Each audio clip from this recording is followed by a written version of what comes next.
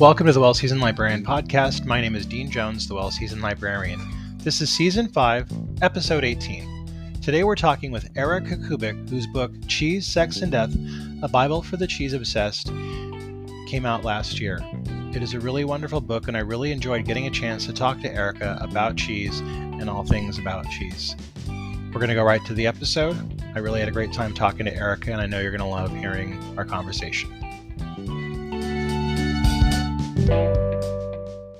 Welcome to the Well Seasoned Librarian Podcast. My name is Dean Jones, the Well Seasoned Librarian. Today I'm very happy to be having on our podcast Erika Kubick, who is the author of Cheese, Sex, and Death, the Bible for the Cheese Obsessed. Erika, thank you for being on the podcast. Thank you so much for having me. First, I want to say, Hail Cheesus! Hail Cheesus. So I guess you spend a lot of time preaching to the brethren about the old rugged queso. I think I'll stop there. I'm really sorry. I normally don't abuse guests, like this, so I'm really sorry. So for our listeners who are not familiar with you, can you tell us a little bit about yourself? Sure, yeah. So I identify as a cheese preacher. Basically, that means I teach the casual cheese lover how to become devout worshipers of our Lord and Savior Jesus. Right. So I do that through private events and tasting classes I call those cheese church services, through social media, of course, and now through my book, A Bible for the Cheese Obsessed. Nice. Now, where did your love of cheese begin for you? Yeah, so it's like a two-part story. For a lot of my, pre-adolescence, I was a vegetarian. I was a vegetarian for 7.5 years. So through all my teen years, a little bit into college. And cheese was one of the main things that I ate. I wasn't eating really great cheese back then, but I remember like my first epiphany, which was when I was, I think, 14 or 13, when my mom came home from the farmer's market. The farmer's market had just started, and I lived in a suburb of Chicago. And she had discovered this cheese. It's called Sarvecchio from Sartori. It is a Parmesan style cheese. Sartori is in Wisconsin. And I had never had any cheese, anything like it. It was so crumbly, but it somehow like also melted in your mouth. Like it had this like almost like unctuous texture to it. And I wouldn't even understand what that word meant when I was that age. But the flavor was just unbelievable. It tasted like pineapple and cottage cheese together in one mouthfeel. It was like that Ratatouille moment when he eats the strawberry and the brie at the same time. And it really felt like a light went off in my head at that point. And I was like, wow, cheese can taste like this. How can cheese taste like this when it's just milk? My dad and I were obsessed with that cheese. We would just like go and take a handful of it and just eat it straight up. And I mean, we were going through like 2 pounds of that cheese a week. Which nowadays I'm like, that's not even that much. But yeah, it was pretty crazy. And then after I graduated college, I had studied film literature or film production and English literature. So I had no prospects for how I was going to support myself out of school. And I just kind of fell backwards into this internship with a chef's industry magazine here in Chicago called Plate.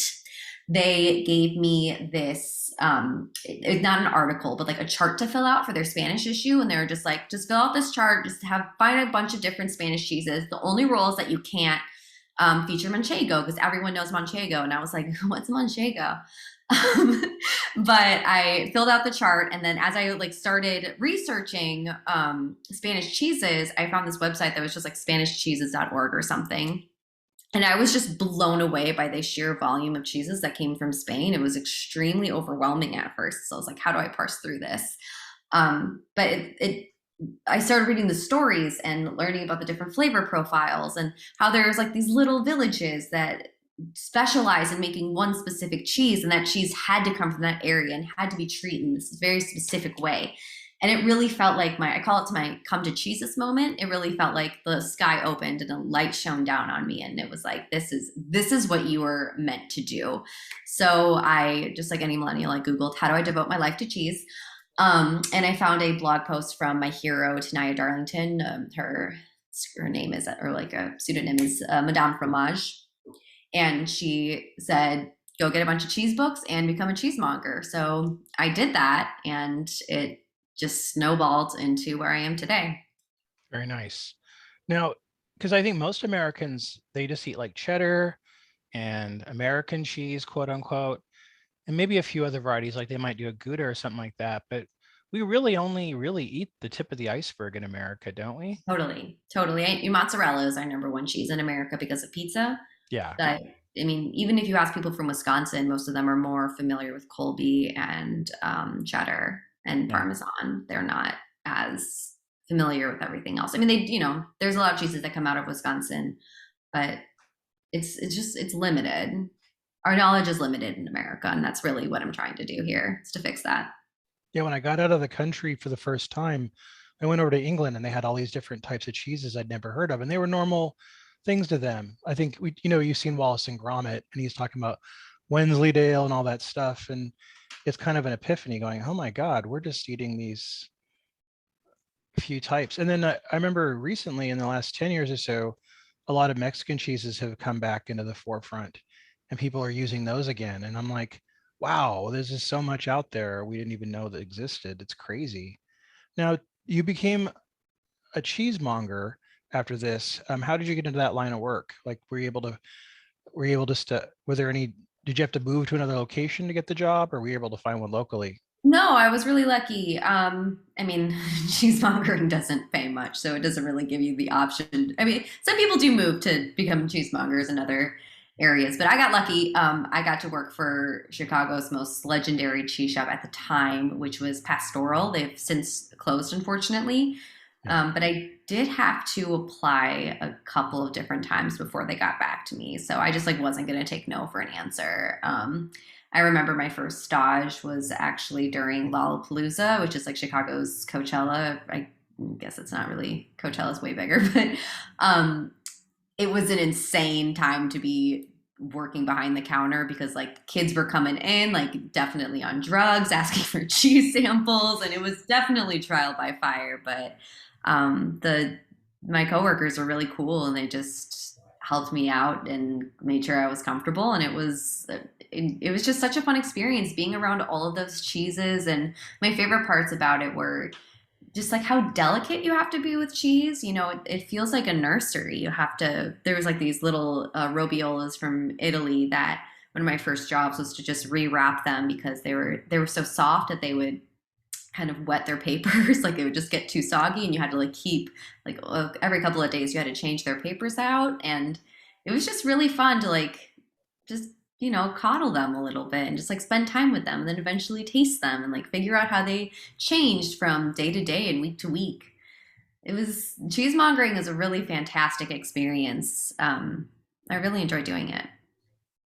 Now, you used to create events as a cheesemonger. Can you tell us about some of these events you had and what you did? Yeah, I actually didn't make events as a cheesemonger. I was a cheesemonger at Pastoral for about a year.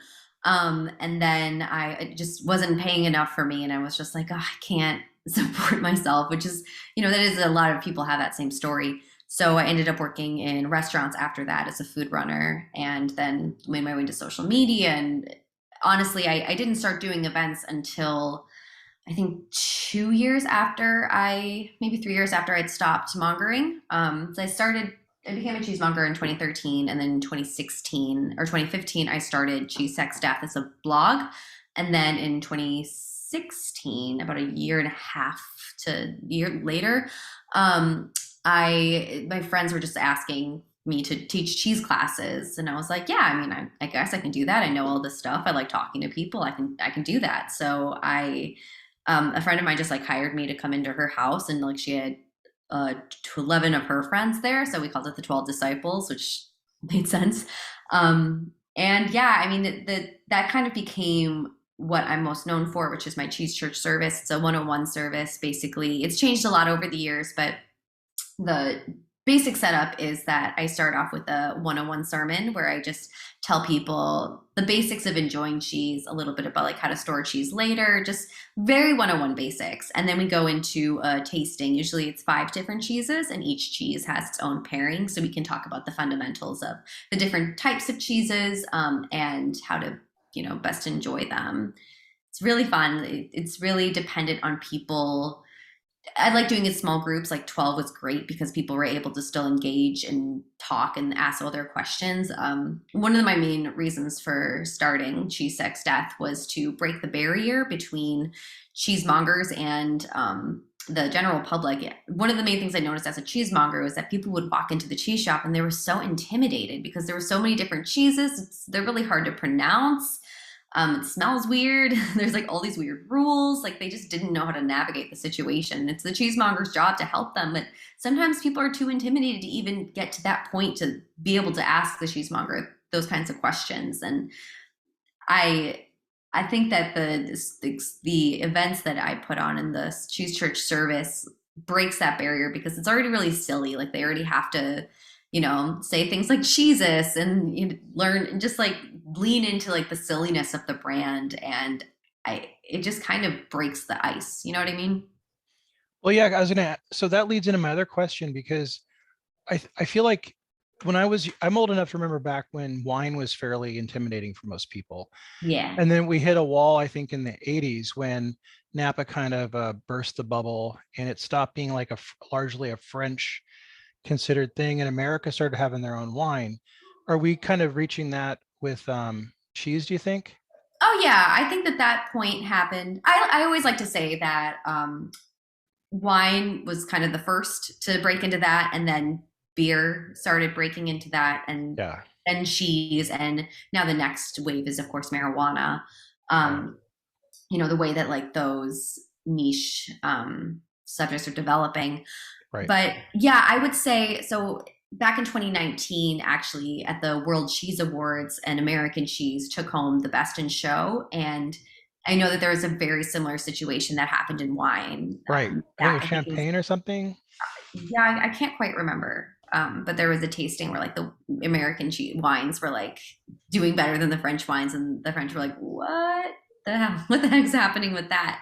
So there's definitely a similar situation happening with cheese. I do think that the American public is they're really starting to catch on. I'm not the only person in the cheese industry that's like really pushing the envelope here. So I think that all of our collective efforts are really helping the American public wake up to all the different cheeses that are available, not just around the world, but also in America itself.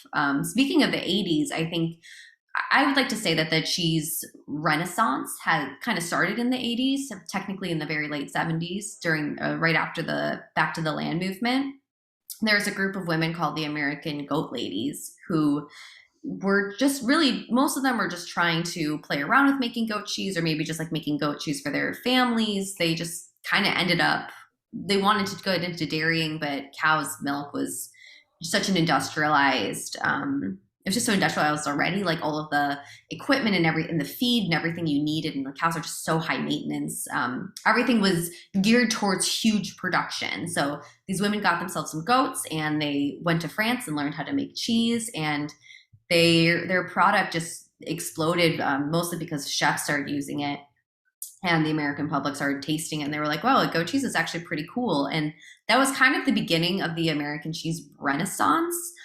Since then, the industry has kind of exploded. There's so many different artisan cheesemakers across the country. And they're kind of getting a sort of cult following, which is really cool. I know Jasper Hill Farm in Vermont. I was just watching, and just like that, the Sex and the City reboot. And I actually saw the Harbison, one of the cheeses from Jasper Hill Farm, on screen. They didn't talk about it or anything, but I was like, that's Harbison. I know that cheese. And the girls are just eating it. So yeah, I mean, I do think that we're probably about like 20 years behind the wine industry, but it's happening. Now, what are some of your favorite cheese pairings that you like to do? Yeah. I mean, there's a lot. It really depends on the cheese that I'm eating. I guess right now, I'm definitely in a potato place right now because it's cold. I want to be comforted. And potatoes and cheese go so well together. So, speaking of Harbison, roasted potatoes are so good with Harbison. This is a cheese it is kind of like a brie style, but it's wrapped in spruce bark. So it has like this little belt of bark around it that kind of keeps its like whole little wheel together. But the way that you eat it, because it's so soft and gooey, you take off the top rind and you just like, you can dip stuff into it. So like I always do potatoes. Sometimes I'll do like a roasted potato if I feel like fancy, or maybe I'll go French fries, tater tots, uh, potato chips.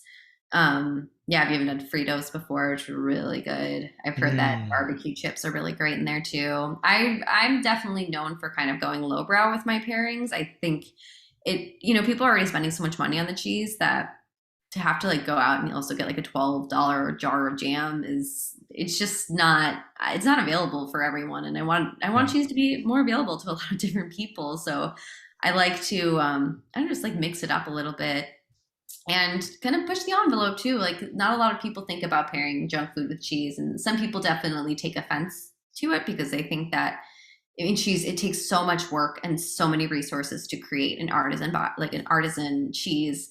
So to like go and just pair it with like some big food, junk food, it seems kind of disrespectful. But at the same time, I feel like cheese is meant to be enjoyed, and if you love Fritos, then you should put it in your cheese. Why Why not? not?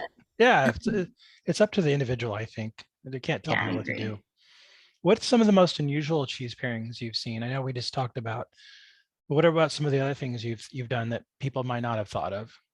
Yeah, one of my favorites I think is really unexpected, and this isn't one that I came up with. I first had it at a cheese conference a couple years ago, but sheets of nori, like toasted nori with camembert, specifically like a Normandy camembert that has a little bit more of like those funkier notes. Normandy is special because it's on the seaside, so a lot of those like oceanic briny flavors can actually come through in the resulting cheese.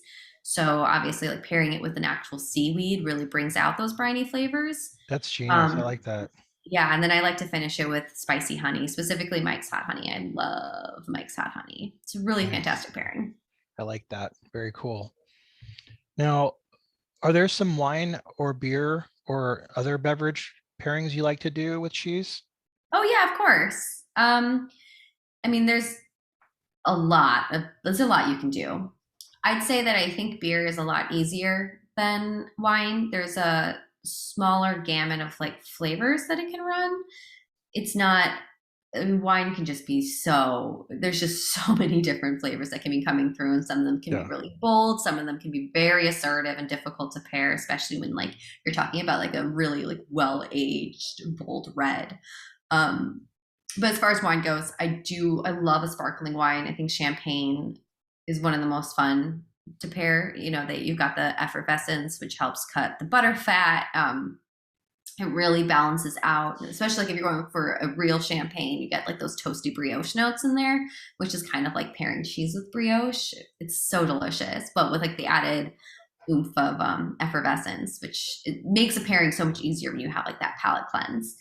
So my favorite champagne pairings, I would probably say, are like Parmigiano, triple cream brie, um, for like, let's say a bright red, like a lighter red wine, like a Pinot Noir, Gamay, that vibe. I'd say Alpine style cheese or like a wash rind cheese is really delicious. So like a Taleggio, or if you're looking at America, like a Willoughby or a Red Hawk, really delicious with a lighter red.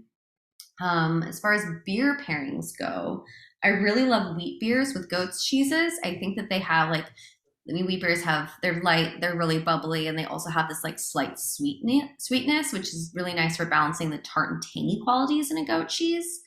But especially like a fresh goat cheese or soft ripened goat cheese, something that has like a little bit of a rind on it, that has like maybe a little bit of like a gooey factor.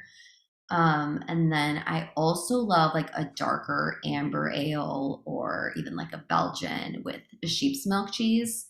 Sheep's milk cheese is specifically aged sheep's milk cheeses have a really nice nuttiness to them. And that it's so beautiful with malts. So if you have like a very malty beer or something that has like a little bit more of a sweetness, they balance each other out so nicely. And of course, stout and blue cheese, or a dessert wine and blue cheese are both, you want to add sweetness when you have something super salty. Blue cheeses are always extra salty because the blue molds require more salt in order to function, form properly, in order to like, flourish. So you want to counter that with a little bit of sweetness. And stouts have a lot of maltiness in them. They have a little bit of a sweeter quality. And then, of course, dessert wines. I mean, I say the most classic dessert wine and blue cheese pairings are either Port and Stilton or a Sauternes and Roquefort.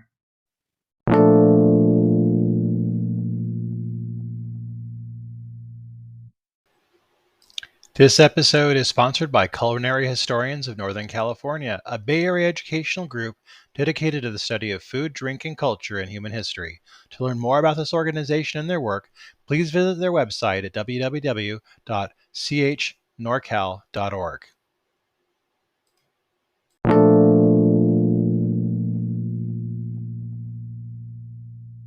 Now you know a lot about cheese and you've worked around it a lot. Have you ever been tempted, or have you ever considered, or have you done, have you made your own cheese at all?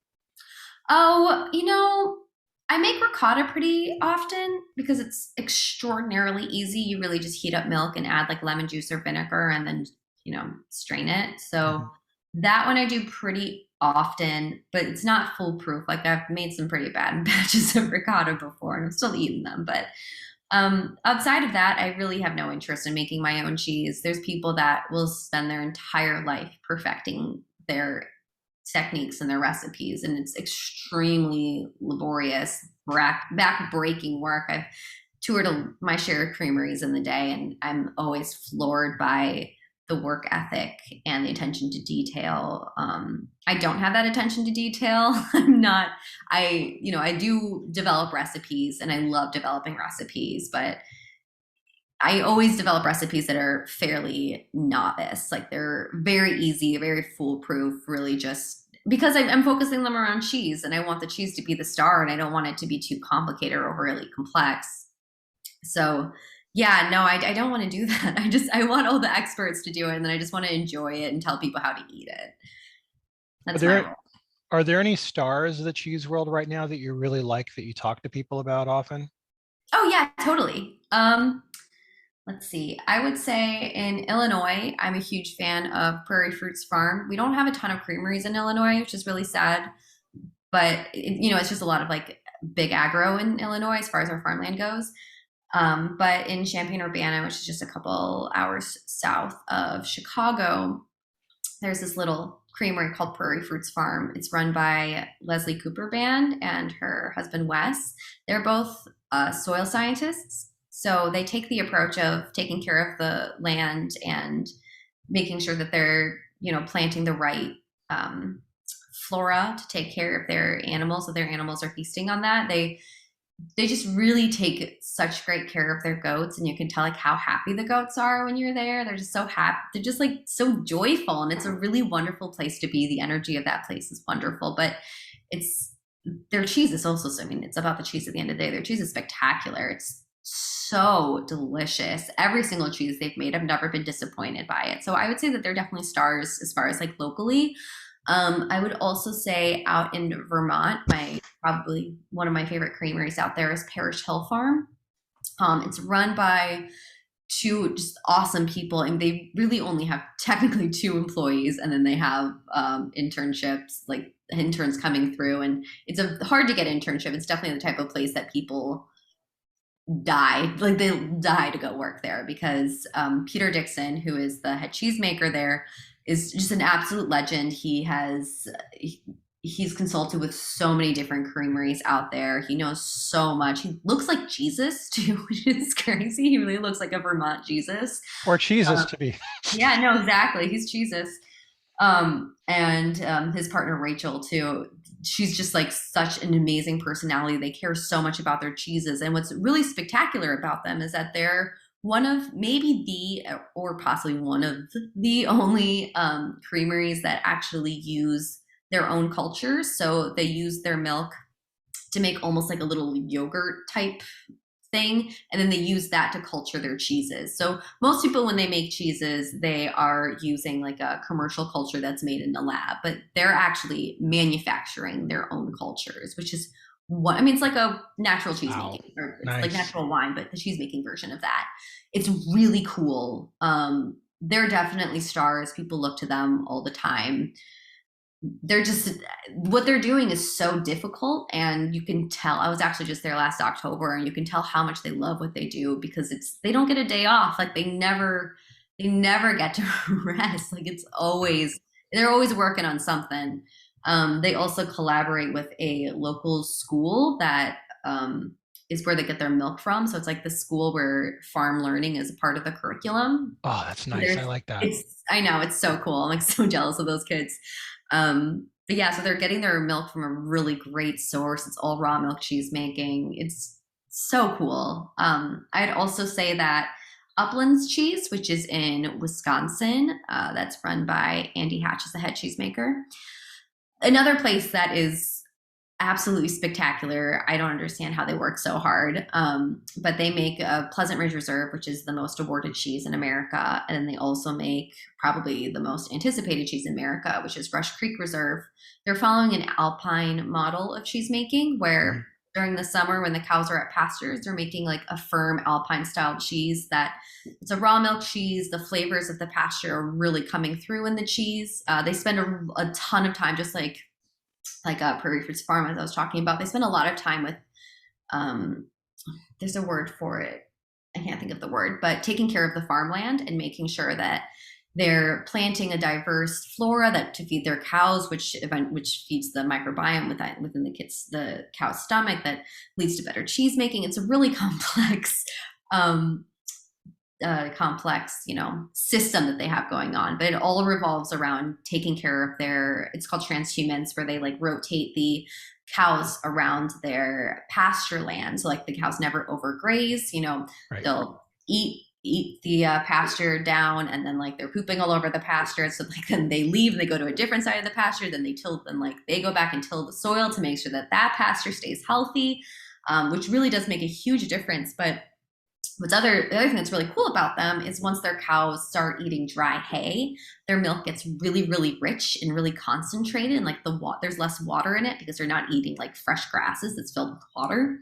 So it's too dense to create their alpine style cheese, which is called Pleasant Ridge Reserve. So instead they make Rush Creek Reserve, which is very similar to the Harbison I was talking earlier. It's, it's wrapped in a bark, but what's different about it is that it's a raw milk cheese, and it's a wash rind cheese, and it's seasonal. So like it only comes out once a year. It comes out around the holidays. I call it Cheesemas time when it comes out. And there's so many other cheeses that come out around Christmas too. But that's an absolute legend. That's somebody that a lot of people look to in the industry. Yeah, really, really cool. Really, there's so many really cool people in our industry. And there's a lot of people who are working to change our industry, like a lot of, like beer and wine, the cheese industry is historically dominated by white people, specifically white men. So, and that's a problem because we need to have more voices in this. So Absolutely. Other stars of the industry, I would say, are the board of Cheese Culture Coalition. It's a group of people who got together to advance BIPOC cheesemongers and cheesemakers and people who want to be in the industry. So they have a lot of educational services. I follow them a lot. I really love what they do, and I always want to give them a shout out whenever I can. They're really awesome. So yeah, I would say those are the people that I definitely look to a lot. But there's no shortage of incredible people in our industry. We're really lucky. Yeah, God, I've just seen so much changing here locally. I don't even know what it's like across the nation, but it seems like people are kind of taking this up, and I'm not just relying on yellow cheddar anymore in the store like I grew up with. You're getting a wide range of stuff. Do you think American slices should be made illegal? Oh, absolutely not. I love American cheese. I think all cheese has a time and place. Yeah, my favorite cheeseburger is just down the street from my apartment. They put American cheese on their burger, and it's amazing. Okay. You can't have a proper like queso dip, like a Tex-Mex queso dip, without using processed cheese, because you'll never get the right consistency. You can use some of the like emulsifying salts that they use and like to emulsify the cheese, but it just, man, you kind of need Velveeta for some of that shit. Like I definitely think there's a time and a place for processed cheese. I don't think it's the main cheese we should be eating. It's big food. It's damaging to the environment. I know a lot of those companies don't treat their workers right. There's a lot of things that they're messing up. Yeah. But I don't know. American cheese is part of our culture. I still love it in so many different ways. I grew up eating Velveeta shells Yep. that my grandma would make for me, and that, I love it. Now, you have the Cheese Sex Death website that you began. How did you come to create it? Yeah, I was kind of stuck in a period of unemployment. So I had been a cheesemonger for a while, wasn't making enough money. So I went and started working at a restaurant that I really loved. But, I like a lot of people's experience in the restaurant industry. I had some like toxic relationships with people I was working with. There are just a lot of things that like weren't working for me. And I was like, I want to do something else. Like I want to find out like what my main path is here. And I knew that staying at that restaurant wasn't going to take me anywhere other than like making great money and like having a really great time. But I knew that I needed to do something else. So basically I quit that job and tried to work at this other place that that place didn't work out. So I was stuck in this place where I was like, I have no idea what I'm doing with my life. This is way worse. I have no source of income. And I was like, well, whatever. I love talking about cheese. I want to return to cheese. I want to find out something that I could do there. And obviously have to get a real job, in the intermittent, but I wanted to start something that would help me connect with cheese and help me connect with my passion for it and help people learn about it. So I decided to start a blog about cheese. I'd already written a bunch of blogs before this point. They had all completely failed. They just weren't very good, but they were really fun to do, and I was enjoying the process. So I wanted to return to it. And yeah, basically I was visiting my best friend in Los Angeles, and like my partner was with me, and we were just like on this walk, and we were like, what are we going to call my cheese blog? Like, it's got to happen. What are we going to call it? And my partner was just like, well, you have a very sensual relationship with food. You always look like you're having an orgasm when you eat, and you're goth. So you should call it Cheese Death Sex. And I was like, cool, I love that. And then I remember calling my mom 2 days later, and I was like, Mom, I'm going to start this blog. It's going to be called Cheese Death Sex. I'm so excited. And she was like, oh, no, honey, Cheese Sex Death has a much better ring to it. So it's like, cool. So it pretty much a few days after that, I just launched it. And it's changed a lot, I guess, like as far as not really what my goals were with it, but it's become my main source, my main job. So it's evolved a lot. I guess it hasn't really changed, but it's evolved a lot. And I'm really happy with where we are today. Now, you came out with your book of the same name, Cheese Sex Death. Hey, hold on. Cheese Sex Death, A Bible for the Cheese Obsessed. And that came out around Halloween time last October year. 26th, yeah. Yeah. So it's been out for a while. What was the process like for you when you pitched this to a publisher? Or I don't know, they could have pitched it to you. Were you worried about creative content, keeping the spirit of your blog in the book, or were they reassure you that way? I got really lucky with this process. I was working for a cheese magazine a while ago called Culture. Mm-hmm. And while I was working with them, I got to know their design team, which was a separate firm, but I really liked the designers there, and we just like got to talking. They one of the main designers, her name's Jen, started following me at that point, and we didn't like stay too close in touch, but we definitely talked every here and there, every once in a while. And I think in the middle of 2019, she reached out and was like, hey, I'm starting this literary agency with a couple people. I think you should do a book, and like, we'd love to represent you. And I was like, yeah, of course I want to write a book. I just don't know, like, that's so intimidating, and I don't think I can make a lot of money doing it. It sounds like so much work. So I was like, yeah, I'll think about it. And then like I met with her, and she just, she understood my brand so well. She was a really big fan of what I was doing. And I just knew that like, if I did something, it'd have to be with her, because she'd protect the brand. Like, she understood like what this meant to me and like what my brand was about. So I ended up signing on with them, and it's called Indelible Editions. It's my literary agent. They took such great care of me. They held my hand through the entire process. They helped me with my book proposal. They pretty much sold my book to the publisher, Abrams. And it was a really fun experience. I needed my hand held along the way, and they definitely did that for me. I'd say that I'm very, very grateful for Abrams, the publisher, because they never once questioned my brand, like they never once questioned my mission or what I was trying to do here. They edited it, of course, and they definitely had a lot of opinions on the cover and the title, and like I kept fighting them against all of those things, but at the end of the day they were totally right, and I'm so grateful for their feedback there, because I didn't want to call it Cheese, Sex, Death at first. Like I wanted to keep it more like Bible. I wanted to call it the Cheese Bible, and like at the end of the day it's pretty generic. There's so many Bibles out there. There's already a Cheese Bible out there, and I think if I hadn't focused my brand the way that they wanted me to focus my brand, it would not have been as successful as it has actually been. So I loved writing a book. I'm excited to write the next one. It had a really good look to it. It's very, very wonderful food photography. Did you have some hand in that? I did all the photography myself. Really? Yeah. Damn, it's very impressive.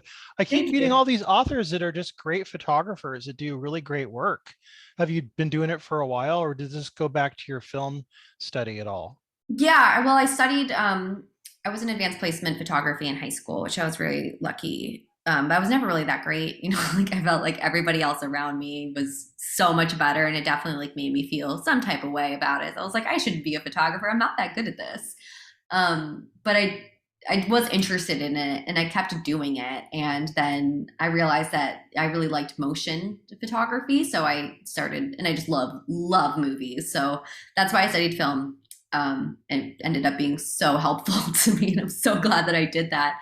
But yeah, I mean, photography was always something I was really interested in. I really liked. And I think that becoming a blogger was the best boot camp I could have possibly had to prepare me for what it would be like to write a book, because I had the workflow down, I had the discipline down, and I got, I think for me, my photography is really all about my brand. And if you look at, I think if professional food photographers look at it, they realize how simplistic it is, because it's really just like cheese with a black background, and which I completely agree with. It totally is. But because like it's really not where my main talent lies, I think that just understanding where my strengths are and how to play to them was really what helped me the most in that.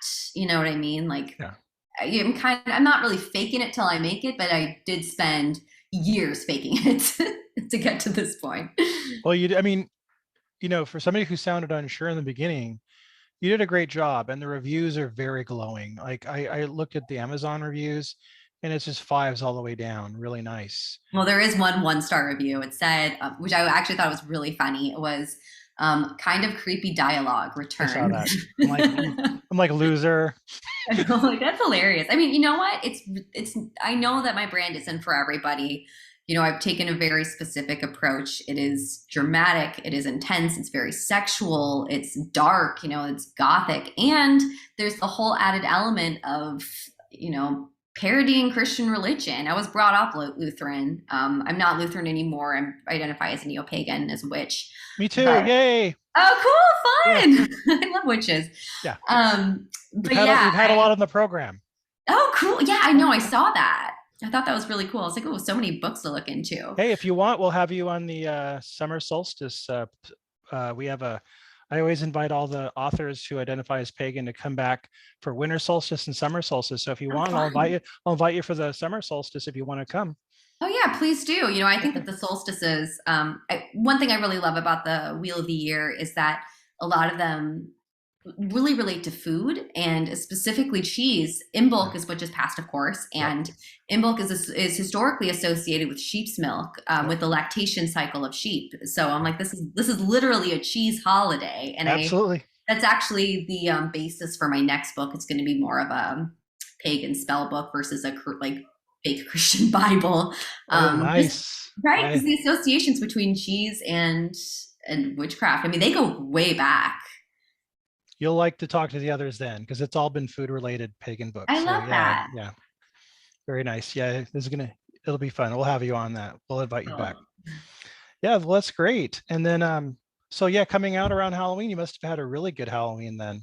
It was really fun. I mean, it was, heavy COVID times. We had to change, the shipping container disaster was kind of peaking when my book came out. So we had to change the publishing date several times. So my book release parties moved around a lot.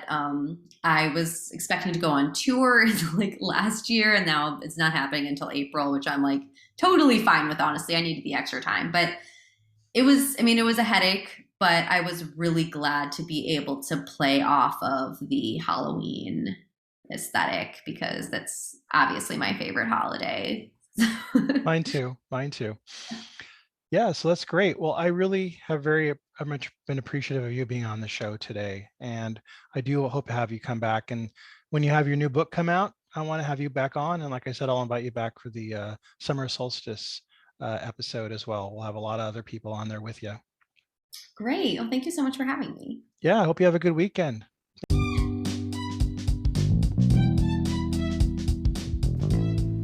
That was my conversation with Erika Kubick and her book, Cheese, Sex, Death, A Bible for the Cheese Obsessed.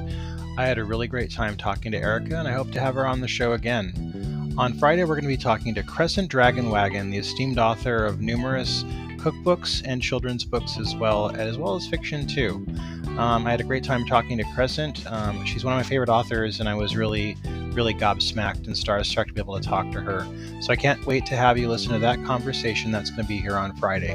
Until then, I hope you all have a great week and keep cooking.